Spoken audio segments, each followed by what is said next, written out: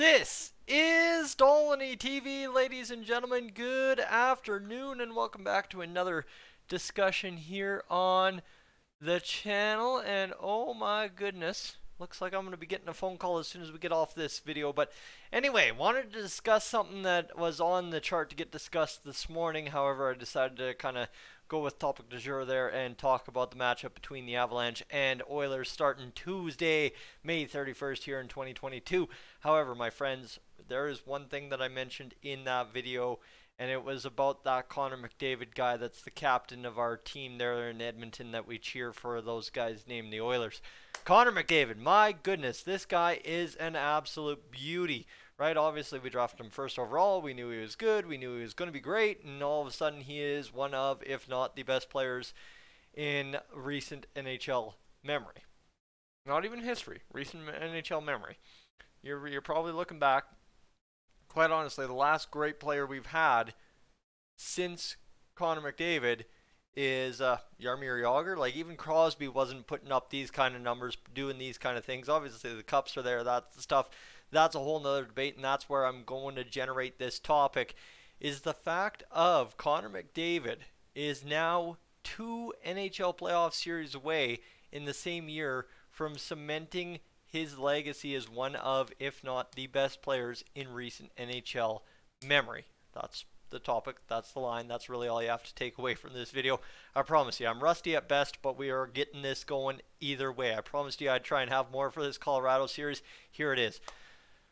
Connor McDavid, what do we know about him? Game 7 against the Kings, team on his back, gets the job done almost like it was no question, right? Connor McDavid said to the Oilers, I got you. This one's on me. We're doing this. It's over. And he delivers. Then in Game 5, the dagger in overtime to send us to the third round, a footstep away from the Stanley Cup final, right? Bang. That is incredible. It has been just nuts watching Connor McDavid this year, what he achieved in the regular season, what he has been achieving in these playoffs. And that's not to say what Leon Draisaitl's been doing, because Draisaitl's been just as, if not as amazing in these playoffs. However, the biggest thing, right, I think this is why Connor gets the headlines right now, is this is the best Connor McDavid we have ever seen. This is the final form Connor McDavid we have waited for. This is the killer instincts, put the lights out, shoot him down, kind of Connor McDavid we have waited all this time for. This is the player we knew we had when we drafted him back in 2015. This is the player we have waited. But unfortunately, in hockey, you can't just rely on one guy developing into an end-all, be-all cup winner within one season. That was never going to be the case with Connor McDavid, never going to be the case with the Edmonton Oilers. And now all of a sudden you give him a guy in Jay Woodcroft that enables him to be at his best every single night. You give him a supporting cast where he can do his things and see success even if the puck isn't on his stick. You give him the ability to go out there and just simply be Connor McDavid every single shift. It is incredible. We talked about it in 2020. There was a lot of speculation, a lot of anger, a lot of uppity stuff about Connor's defense in the playoffs in 2020. While you have seen this now, Connor McDavid in the playoffs, honestly, he almost doesn't even have to be in the defensive zone to come up with a defensive stop in these past 2 series. The guy is backtracking through the neutral zone so well that if he ends up in the defensive zone, it's almost guaranteed that the puck is on his stick, whereas years past, he would get to the blue line, that's it, stop skating, and the puck's in the net. While the Oilers are a much different team than in years past, and like I said, the big key here is enabling Connor McDavid to be Connor McDavid every shift, but he's also taken the onus on himself to become that complete player. And it doesn't have to be, I don't think I will ever sit here and say Connor McDavid is an elite 200-foot player and will be winning Selkies and Rocket Richards and Art Rosses. No. That's not what I'm ever going to say probably about Connor McDavid. But the fact of the matter is, all he had to do was go from here defensively to here, and he goes from here overall to here overall. And that's what you've seen in these NHL playoffs, is exactly taken a few small steps to become that huge impact player every single dang shift. We have waited for Connor McDavid to be in the playoffs for years now.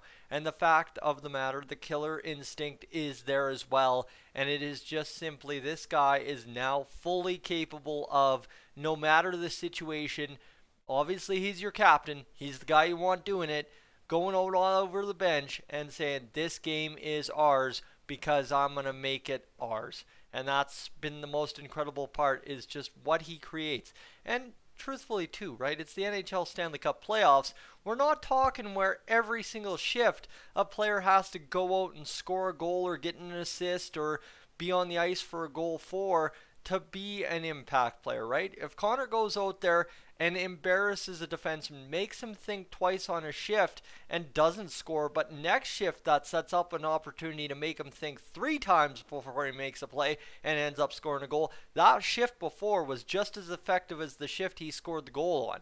Quite honestly, right? That is the big part, is you look at that is set yourself up for success, and that has been Connor's big thing, is he goes out there and absolutely every single shift is Connor McDavid at the highest level we've ever seen him, and it just creates mental anguish, quite honestly. It would be a great word for the defensive side of each team we've played.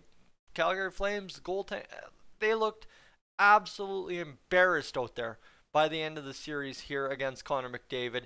The LA Kings, Game 7, you know what? The LA Kings did way better of a job against Connor McDavid, I think, than the Calgary Flames did, and they pushed it to 7. But in Game 7, it was Connor McDavid against the world, and he won 2-0. That's the kind of player that Connor McDavid in these playoffs has become, and that is phenomenal for us as Oilers fans, because we knew this was here all along. We knew this was coming at some point in Connor's career, and the fact that he's got this supporting cast that doesn't necessarily need him on the ice every single minute of every single game, but at the same rate, when he is out there, he is dictating the entire pace of play. It is incredible to watch. Does that continue against the Colorado Avalanche? I'm not 100% sure, but I don't see absolutely why there's no reason it can't, right? This is Connor McDavid at the best stretch of hockey in his entire NHL career, and we're in 2 rounds into the playoffs. We were, what, 12 games into the playoffs, and these have been the best 12 games of Connor McDavid's career, despite even Game 5 against the Flames, I think self-admittedly saying that wasn't a great game from him, and he puts the dagger to win the Battle of Alberta in the back of the net in overtime. Right? If you are saying, as Connor McDavid, that was a crap game, but I still went out there and one shot won it all for us, look out at what to see from the Connor McDavid line against the Colorado Avalanche. I think this is just fireworks in the making for this series because, right, you got McKinnon who's going to want it just as much as McDavid, but you got McDavid who at any point in his career has been arguably the best player on the ice in any game he plays, and now all of a sudden he gets to go out there at the peak of his performance in the playoffs and go up against the best competition these Oilers have faced in these playoffs in their entire time in the playoffs with Connor McDavid in the 2022 Colorado Avalanche. And light me up, it's going to be a good time. So ladies and gentlemen, sorry, I just had to rave about Connor McDavid. It's been a long time since we last did that on Dolynny TV. Hope you enjoyed. I'm Tyson, up on, out of here. Like I said, still rusty, trying to figure this out. Anyway, gone.